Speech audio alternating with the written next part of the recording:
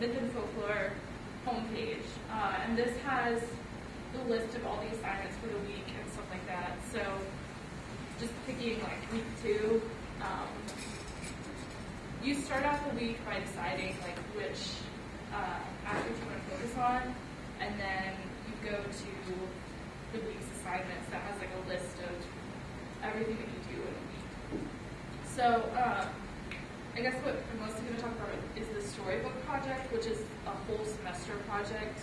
I have 2 because I did both classes. We used Google Sites to publish them, which is just through your whole, like if you have a Gmail account, you can use that to access Google Sites. So I have 4 sites. This was my, this one was my Epics of India site. It just has like the different stories and the assignments that I did every week. And then this one is my Myth and Folklore site. As far as like how you interact with Google Sites, it's pretty straightforward. You can edit the page later on, which is just like a text editor. You don't have to know like HTML or any coding to do it, but you can edit the HTML by going to here if you're comfortable doing that.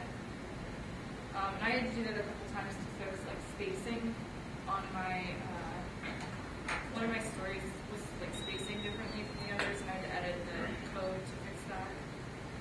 You can also add a new page pretty easily that will add like another, like if I wanted to add another chapter in my story. We also did blogs, and this is my blog from both semesters. It's, yeah, again, pretty straightforward. You can add posts, comment on other people's posts, things like that, embed pictures and videos. What sorts of things did you use the blog for in the class? Sorry? What sorts of things did you use the blog for in the class? Well, every week you have different assignments. So like the 2 main assignments you have are a story retelling post and like a reflections post. So with the story retelling, you pick one of the stories that you read that week that you really liked and retell it. I usually change mine quite a bit because that seems like more fun to me and I can be more creative with it. Some students stuck close to the original story. The idea is to like take either the theme of the story or the plot of the story or some aspect and retell it in your own words. And then there are also the reflection posts, which either you can talk about like a theme that's present in the whole reading, or you can talk about kind of a general idea about something to do with college. So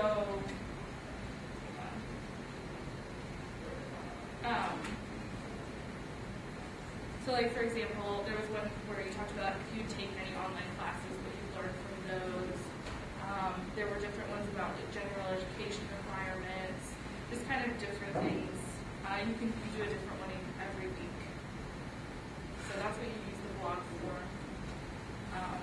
And then something I really liked, I did these famous last words, which is like a post every week where you just kind of talk about like what's going on in your life, and stuff like that. This was my final post for the class.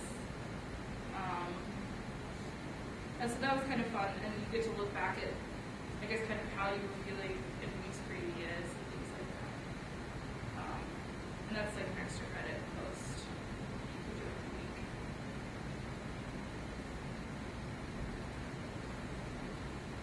Any other questions? How did you like doing your homework and things like this on online versus a regular class? You had to turn a lot of papers in and things like that. What I really liked about it is the ability to work on my own time. And I actually found myself doing more for this class than for some of my more traditional classes, partly because I really enjoy writing, and so it was a good way to practice different kinds of creative writing and things like that. also, it's open-ended enough that you can put in like as much as you want to get out. So, even if you just do the basic, you do learn a lot, but if you can also do a lot more and learn a lot more.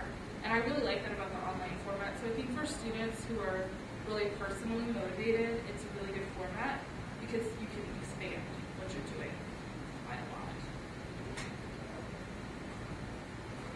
What's a name network?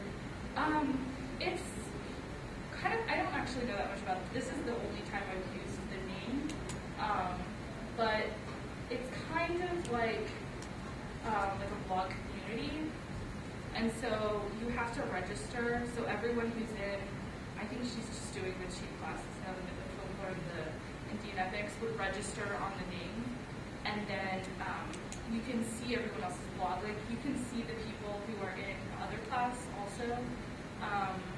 And there are several assignments where you look at other people's blogs and see what they're doing. Every week you comment on certain students in the class to see like what their retelling was like and things like that.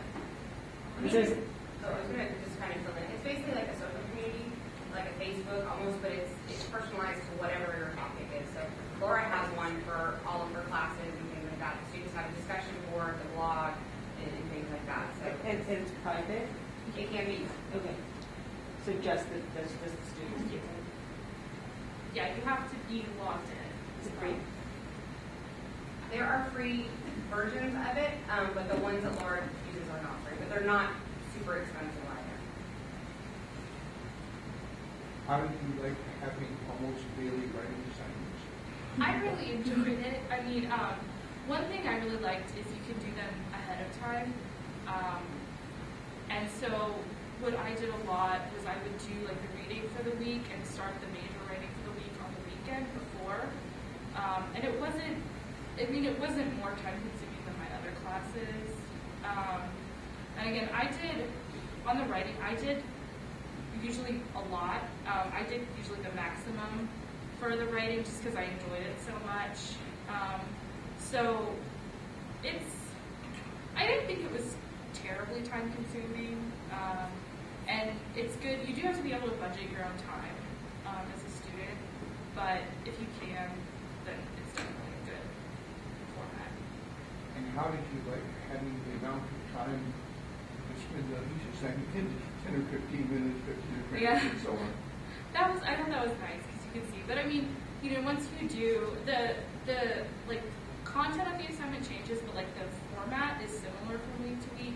So like you kind of have an idea of how long it's going to take you after the first week because you've done this sort of number of pages of reading and you've done the retelling and you've done the reflection essay, so you have an idea of how much time it's going to take.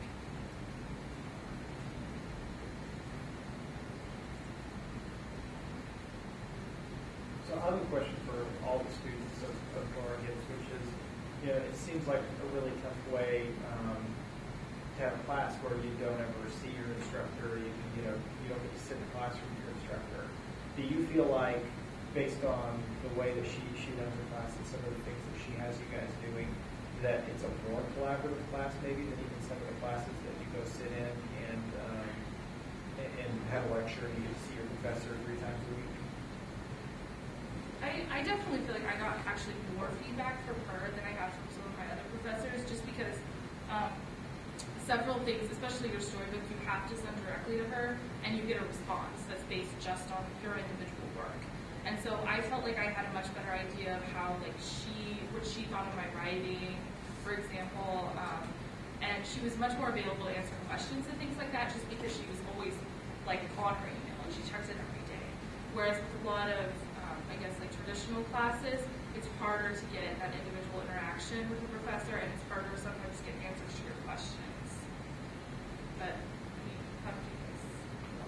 Laura's a very good correspondent. I started emailing her the semester before I actually took her class, and by the first week of class, we were emailing each other at least twice a week, and I felt like I had built a very strong relationship with her because, she was constantly checking back with you and talking with you about what you were working on and what she thought about your work and what you could do to improve your work. And it was again, like Kathleen said, I felt like I had a much stronger relationship with her than with a lot of my traditional professors because it was so easy to get in contact with her. She was so quick to respond. And I've had professors where I've gone to their office hours and I still came away feeling like I didn't have as strong of a connection with them as I did with Laura. So what can a traditional professor do to improve that communication, something that you do see 3 times a week? How can they get closer to that utopia of communication and collaboration with you guys? Well, I do think like integrating online elements is really helpful, and I think especially email. I don't know, this might be because I'm in the English department, and a lot of professors there are more reluctant to email and things like that. But I think that can be a really useful tool, just because if you have like a really specific question, I think it's easier to communicate that way. I think also one thing I liked about this is collaboration with other students, and I think it was really nice to see kind of what other students were writing, because that's something a lot of times I don't get in my other classes, is just seeing kind of what other students have produced and what they're working on, what their opinions are of the things that we're reading. Also on the topic of making yourself more available as a traditional professor, I think making yourself more available through email is a very big help, because I know that for me, it was often a lot of times hard to contact my traditional professors because I had to work during their office hours or I had other classes. And usually the professors that were much faster to respond to emails or who were more open to accepting emails, I had a lot easier time, getting to know, keeping in contact with, and really getting a feel for what I needed to do in their class, and how I was doing, what they felt about my work, what I needed to improve upon. So I think some of it is, being open to more email communication, because I have had professors who they don't respond to email very easily. They're not online very often, and I understand professors are also very busy. They have their own things going on, but I think that, making yourself more available in that regard is a lot easier in terms of connecting with your students, because students have, so many things going on just like professors do. Sometimes it's just hard for them to come in and talk with the professor in person. So no audio, no video used in these courses? Well, I mean, you can embed things like in your name and stuff like that, but as far as lessons, no. The readings are text-based. Okay, who's next? Which one of you are going to go? I'll go. Okay.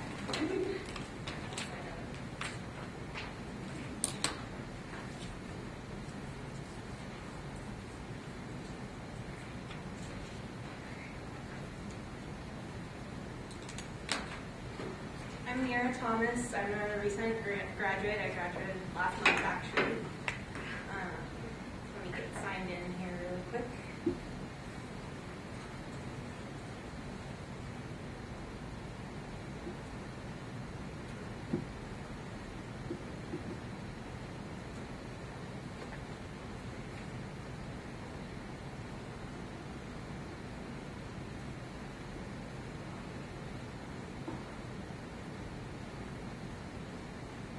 Didn't actually keep my practice sites the way that Kathleen did. I wasn't very happy with it, and I didn't want it to be readily available.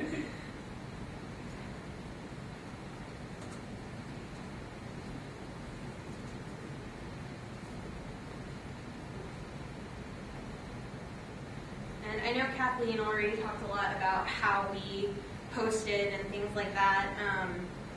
I wanted to talk a little bit more about how I felt about the creative content. One of the things I really liked about Laura's class is the storybooks. She gave us kind of a lot of room to just do what we wanted with it. We could pick whatever stories we wanted and tell them however we wanted.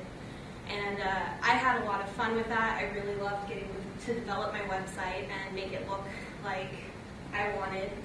And as you can see, I went with a very futuristic story, but I just thought it was really fun to get to do something so creative and to work with other students and get their feedback on the type of creative endeavors that we were doing. It was a lot of it was a lot more stimulating than some of my traditional courses. I got to really use my own, thoughts and opinions and just have fun and figure out what I felt and what I wanted to do. And as you can see, our stories, we do base them off of original stories like myths and folklore.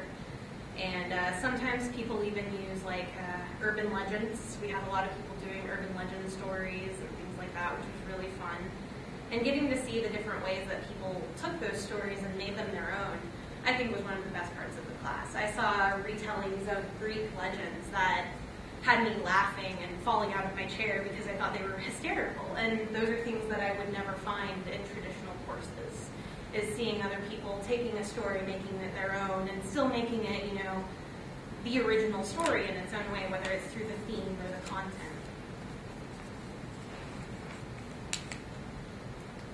And that was something I also really liked about our blogs, was getting to take stories and retell them and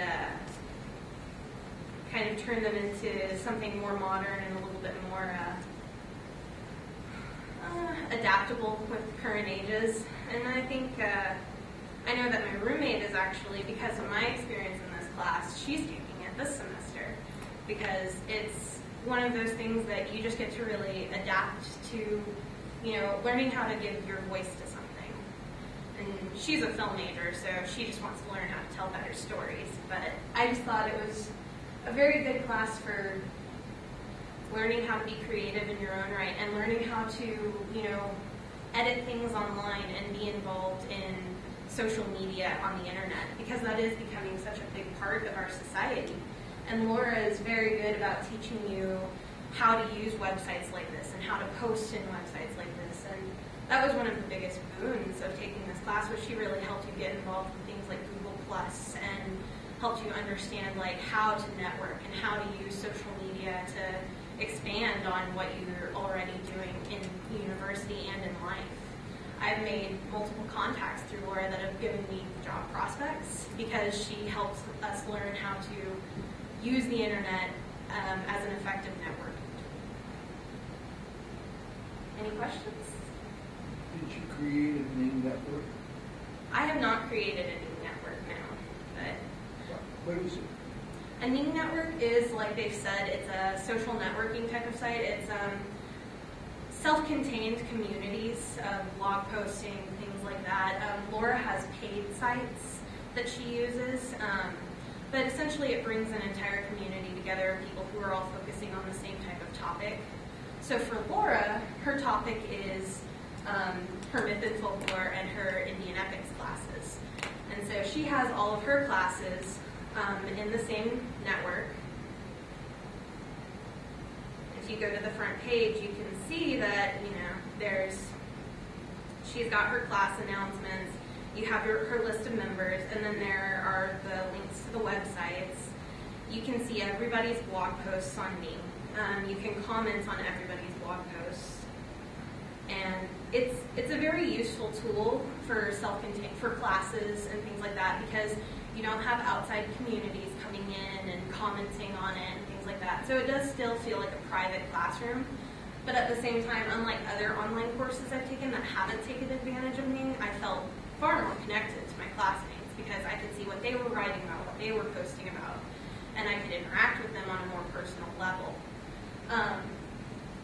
One of the nice things about Ning, this is actually the second time I used it. I used it once before for a traditional class, but they were using Ning for some of the writing assignments for the class. So we would make blog posts that other students could comment on and we could get feedback from one another on. And I felt like the use of Ning helped bring me closer to the other students, because whereas in class, we don't have a lot of time to talk with one another except for before and after classes, which, everybody's all, oh, I've got to get to my next class, or, something like that. With Ning, we were able to post our current assignment, like our blog post or an essay that we had to write. And then we could look at one another's work and discuss it and see what was going on in everybody's opinions and minds and find out what they were doing and, how that might impact what we were doing. And if we could collaborate on something. And I feel like memeing is just, it's a very useful tool for stuff like that, especially in traditional courses where students don't get to talk with one another very much and don't get to collaborate with one another very much. And having a place where you can post, let's see if I can access some of the blogs here. We are getting a little short on time, so if Josh wants to go, so we'll fast. Any more questions really quick? All right, if Josh wants to take over.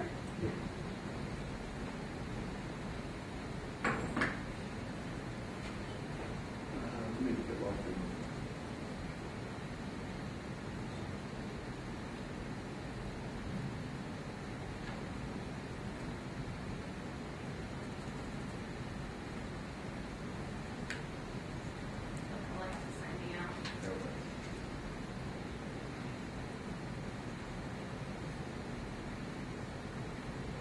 Click on it.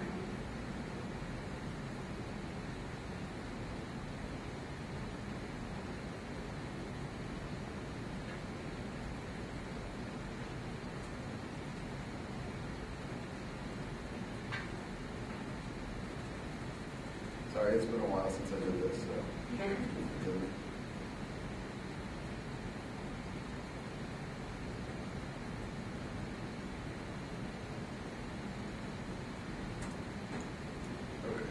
Hopefully now. So I think I'm try not to reiterate what everyone else said, but I think this course was really beneficial in creativity. Because it allowed you to do whatever you want. You don't have to follow a strict guideline. So this was mine. I incorporated video and audio into it. So I basically used it. I told mythic folklore stories through use of classic rock musicians. Each story's different. So I mean, it was just kind of a unique, because I'd taken tons of classes here at OU, but never got to incorporate kind of this much creativity in a class. So this really kind of allowed me to do my own thing. And another great thing was that, I mean, since it was online, it was kind of unanimous, or I mean, you're kind of faceless, so you weren't shy about doing anything. You could just she left it, and there were no limits to what you could do. I mean, I used, because it's rock and roll, I mean, you can't kind of separate profanity from it. She said she had no problem with profanity, or she has no problem with anything. She just allows you to do, I mean, whatever comes to your mind. And so I think that was the most beneficial part of it. I mean, other than that you could work ahead, I took an online nutrition class at here at OU, and you couldn't work ahead. You could only work to the end of the week. So I mean, that kind of forced you to do it that week, but the way Laura has it set up, you could work ahead through the semester. I mean, I was finished with this class. I had my points requirements for an A before Thanksgiving, so I was completely done. Just had the rest of the semester to kind of take off, but it was great for that. And another thing was, like, with the online class, like, sometimes you just can't sleep at night, and so this allowed me to do it online. So I was up at 2 o'clock in the morning and stuff some nights, and I was able to work ahead and make progress in this class rather than just kind of sitting there. But I mean, you can, it allows you to, for storytellings and stuff,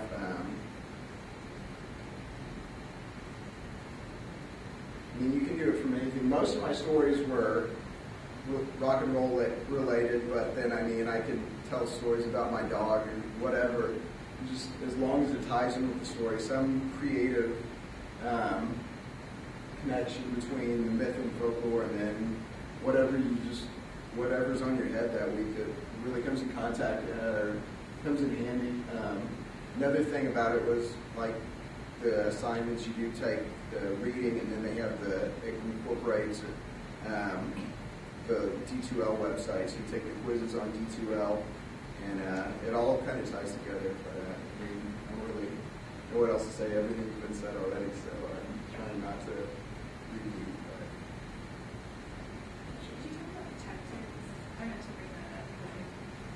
Oh, I never actually did any of the tech tips, but she gives it like, so you can also improve your technology skills. Like she has one where you build an avatar, and she does all sorts of things. Like she has one with how to embed videos and stuff on a website. She just has all sorts of little things like that just to kind of help improve your technology skills if you're like kind of technically illiterate, such as myself.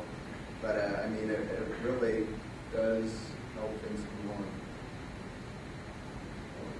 Even as someone who doesn't consider himself technologically savvy, Right. this was comfortable for you? Yes, ma'am. Yeah, I mean, it just takes playing around with it. I mean, you get it all done. You just kind of figure out how you like it, and to each his own. And so, I mean, it's just kind of whatever.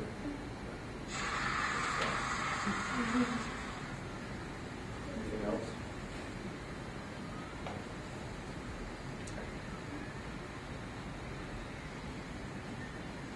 Did you have any fears about taking a course like Laura's? No, but just because I read that the course load's kind of heavy and everything, but I mean, because you can work ahead, I mean, that really helps more than anything. I mean, you just fit it into your schedule whenever you have time. She has deadlines, and so it's not like each day you have to do something. I mean, you can work ahead, so that was quite beneficial for me.